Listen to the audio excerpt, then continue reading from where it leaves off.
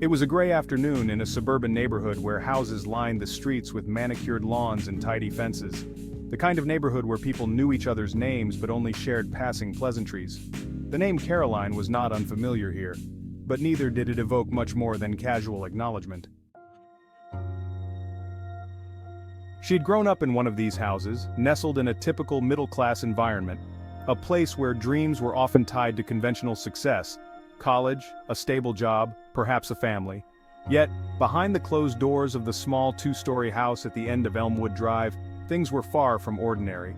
Caroline, the middle child of the Henderson family, had always been different. At 23 years old, she was a striking young woman with long auburn hair that fell in soft waves and sharp, deep-set eyes that seemed to hold a world of secrets. Her beauty was undeniable, yet it was not the soft, innocent kind that endeared her to others. There was something about her gaze, her aura, that kept people at arm's length. She had always been independent, headstrong, and determined to carve her own path, despite the expectations of those around her. Her parents, Margaret and James Henderson, were hardworking, traditional people. Margaret, a schoolteacher, had always believed in the value of education and moral integrity. James, a mechanic who owned his own small garage, valued discipline and respect for family. They had raised Caroline and her two siblings, Michael and Rachel, with these values at the forefront. Michael, the eldest, had followed in his father's footsteps, becoming a mechanic and working alongside him. Rachel, the youngest, was still in high school, excelling in her studies with hopes of becoming a doctor. Caroline, however, had taken a different route. After high school, she dabbled in various jobs, but found none of them fulfilling. She craved something more, something that gave her the freedom she desperately sought. It was during this time that she stumbled upon the world of OnlyFans, a platform that allowed content creators to monetize their work, often of an explicit nature. For Caroline, it was perfect. It gave her control, financial independence, and an escape from the mundane expectations of her family. At first, Caroline kept her new profession a secret. She knew her family would never understand or accept it. In their eyes, what she was doing would be seen as immoral, degrading. But to Caroline, it was empowering. She was making more money than she ever had, and she relished the attention and admiration she received from her online followers. It was her way of breaking free from the small, suffocating world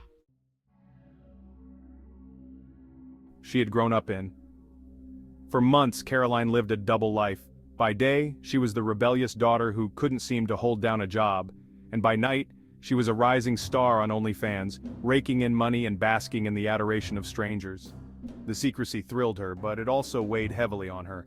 The tension between her and her family grew as they pressured her to find a real job, to contribute to the household, to be more like Michael or Rachel.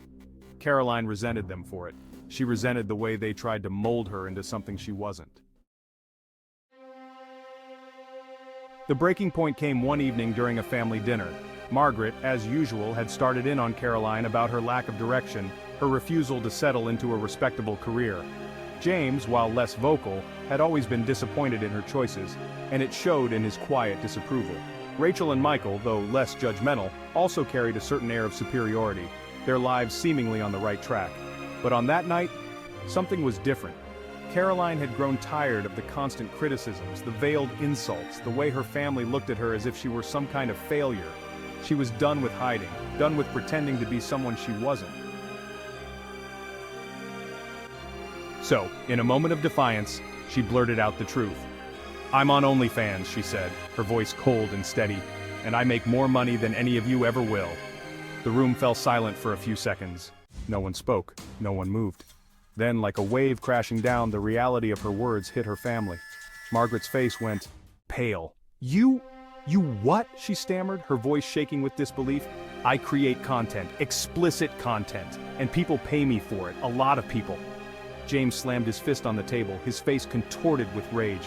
"You're telling me you sell yourself online? Is that what you're doing?" "It's not like that," Caroline snapped back, though she knew that in their eyes, it was exactly like that. Margaret began to cry, her sobs filling the room with a heavy, suffocating tension. Rachel and Michael sat in stunned silence, their faces reflecting a mixture of shock and disgust. "You're an embarrassment," James shouted, his voice filled with anger and disappointment. "You're not my daughter anymore." Caroline felt her heart tighten, but she refused to let them see her hurt. She stood up from the table, her hands trembling, but her voice was firm. "I'm done with this family," she said quietly before turning and walking out the door. For the next few days, the Henderson house was a battleground of tension and unresolved emotions. Margaret tried to reach out to Caroline, hoping to pull her back from what she saw as a dark and dangerous path. James, on the other hand, refused to speak to her, his anger festering into something more toxic. Caroline, in response, isolated herself further, withdrawing into her online persona where she found solace and validation from her growing fan base. But the rejection from her family gnawed at her. Despite her bravado, Caroline couldn't shake the deep-rooted desire for acceptance, for approval. She had always been the outcast, the black sheep, and now it seemed she had finally severed the last thread that tied her to her family. The loneliness was... The tension between Caroline and her family escalated into outright hostility. Every interaction was filled with anger, hurt, and misunderstanding. Margaret and James viewed Caroline's choices as a personal betrayal, a stain on their family's reputation. Caroline, in turn, saw their rejection as proof that they had never truly loved or accepted her. It became unbearable in the weeks that followed. The final breaking point came one cold November night. Caroline had come home late after spending the day filming new content for her subscribers. When she walked through the front door, she was met by her father, who had been waiting for her in the living room. His face was red with anger, and his fists were clenched at his sides. "Get out!" he growled. "You're not welcome here anymore." Caroline froze, her heart pounding in her chest. She had always known this moment would come, but now that it was here, she wasn't ready for it. "You're throwing me out?" she asked, her voice barely above a whisper. James took a step towards her, his eyes filled with fury. "You're not my daughter anymore. You're nothing but a disgrace." Caroline felt the world tilt around her. In that moment, something inside her snapped. The years of rejection, the constant criticism, the feeling of never being good enough. It all came rushing to the surface in a blinding wave of rage. Before she even realized what she was doing, Caroline grabbed a heavy iron fire poker from the fireplace. Her movements were swift, fueled by a rage that had been building inside her for years. She swung the poker with all her strength, hitting James squarely in the head. He collapsed to the ground, blood pooling around his body. For a moment, there was silence. Caroline stood there, breathing heavily, staring down at her father's lifeless body. The reality of what she had just done hadn't yet sunk in. Caroline stood frozen in the living room, gripping the iron poker. Her father's body lay crumpled on the floor. The sound of his skull cracking still echoed in her mind, and the metallic scent of blood filled the air. Her heart pounded, each beat heavy with the weight of what she had just done. But there was no going back now. She had crossed a line, one she never thought she'd reach, and the person she used to be was slipping away. The sudden creak of a floorboard upstairs snapped her out of her daze. Her mother, Margaret, would have heard the noise, the impact of the poker, the collapse of her husband. Caroline's grip on the poker tightened. She could hear footsteps on the stairs, slow and hesitant, as if her mother was unsure of what she was walking into. "James?" Margaret's voice trembled. "What's going on?" Caroline's breath quickened. She couldn't let her mother stop her, not now, not after everything. She had been pushed to the brink, and in her mind, this was her moment of escape, her chance to finally be free from the judgment, the rejection.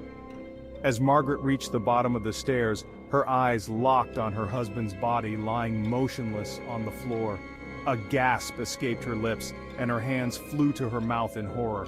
"Oh my God," she whispered. "James?" Caroline stepped forward, her voice cold and emotionless. "Mom, you shouldn't have pushed me." Margaret turned to face her daughter, her eyes wide with fear. "What did you do?" she cried, her voice cracking. Caroline didn't respond. There was no need. In her mind, there was no explaining, no justification that would matter now. She had spent her life trying to be understood by these people, but they had never listened. In one swift motion, Caroline raised the fire poker and brought it down on her mother's head. The sound of the impact was sickening, a dull thud as bone met metal. Margaret crumpled to the floor beside her husband, her body twitching for a moment before going still. Blood trickled from the wound, staining the beige carpet beneath her. Caroline stood over her parents, breathing heavily, her chest heaving with a mixture of adrenaline and rage. She had never felt this kind of power before, this sense of control. It was terrifying but also intoxicating. For the first time in her life, she felt like she had the upper hand. But it wasn't over yet. From upstairs, she could hear movement. Michael and Rachel, her siblings, were still in the house. They would have heard the noise by now. They would know something was wrong. Caroline ascended the stairs slowly, each step deliberate, the fire poker still clenched in her hand. She could hear Rachel's voice from her bedroom, trembling with fear. "Michael, what's going on?" Rachel asked, her voice barely a whisper. Michael's door creaked open as he stepped into the hallway. His face was pale and his eyes were wide with confusion and dread. "Stay in your room," he told her, his voice low but firm. "I'll go see what's happening." Caroline reached the top of the stairs just as Michael turned to face her. For a moment they locked eyes, and in that instant, Michael knew. His gaze flickered to the blood-stained poker in her hand, and then to the dark smears on her clothes. "Caroline," his voice faltered, filled with disbelief. "What did you do?" Without a word, Caroline swung the poker again, this time with even more force. Michael tried to raise his arms to defend himself, but he was too slow. The iron struck his temple with a sickening crunch, sending him sprawling to the floor. He groaned in pain, blood pouring from the wound as he struggled to crawl away. Caroline followed him, her expression void of emotion. She brought the poker down again and again, each blow more vicious than the last, until Michael lay still. The silence that followed was suffocating. Caroline stood over her brother's lifeless body, panting, her chest heaving with exertion. She could hear Rachel sobbing behind the door of her bedroom. The sound was faint but unmistakable. Slowly, Caroline turned and approached Rachel's door. The handle was cold under her hand as she pushed it open. Rachel was huddled in the corner of the room, her eyes red with tears, her body trembling with fear. "Please," Rachel begged, her voice barely audible. "Please, don't."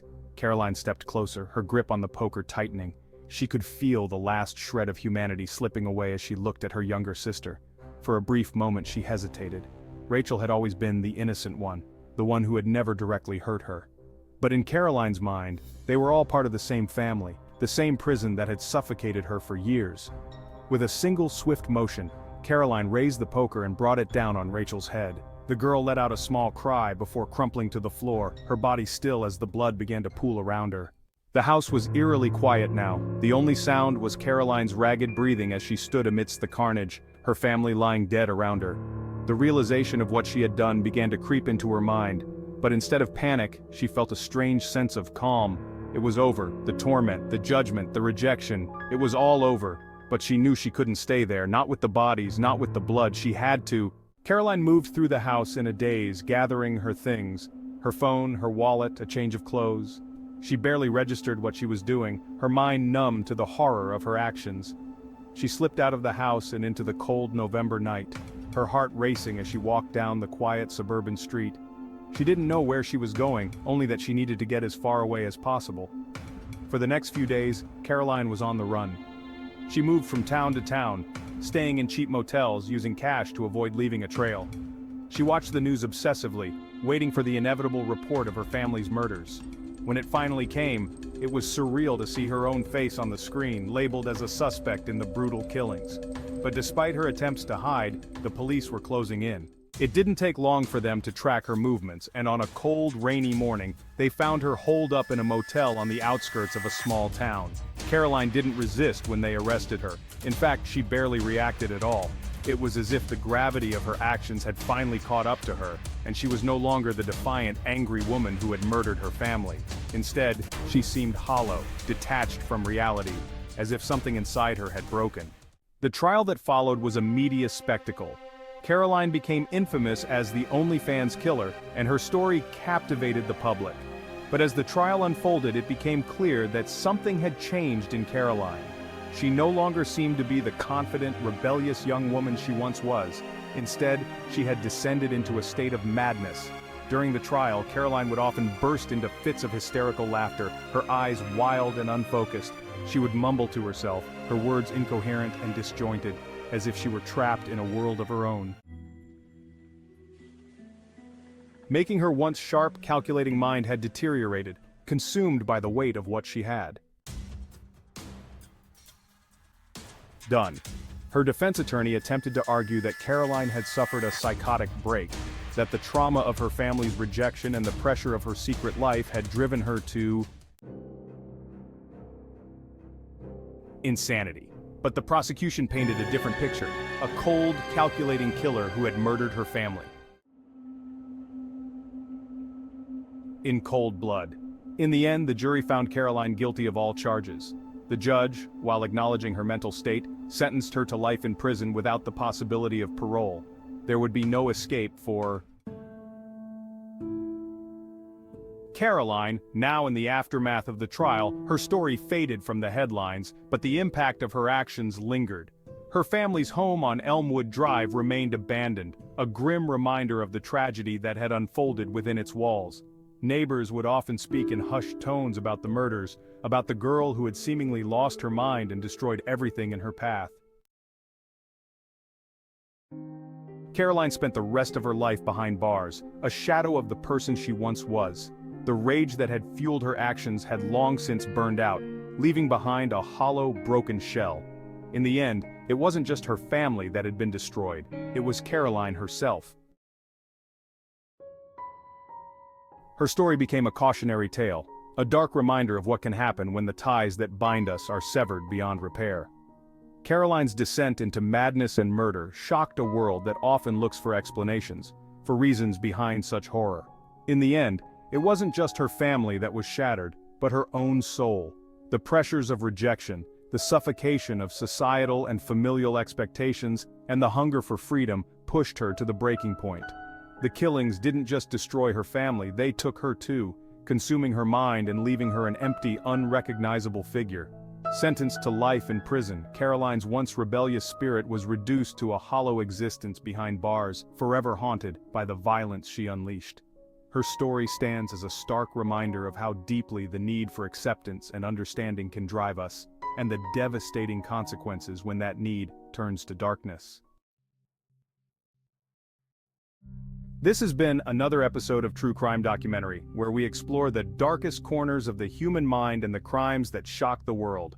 Remember to subscribe and hit the notification bell to stay updated on all our latest episodes. Until next time, stay safe and keep your loved ones close.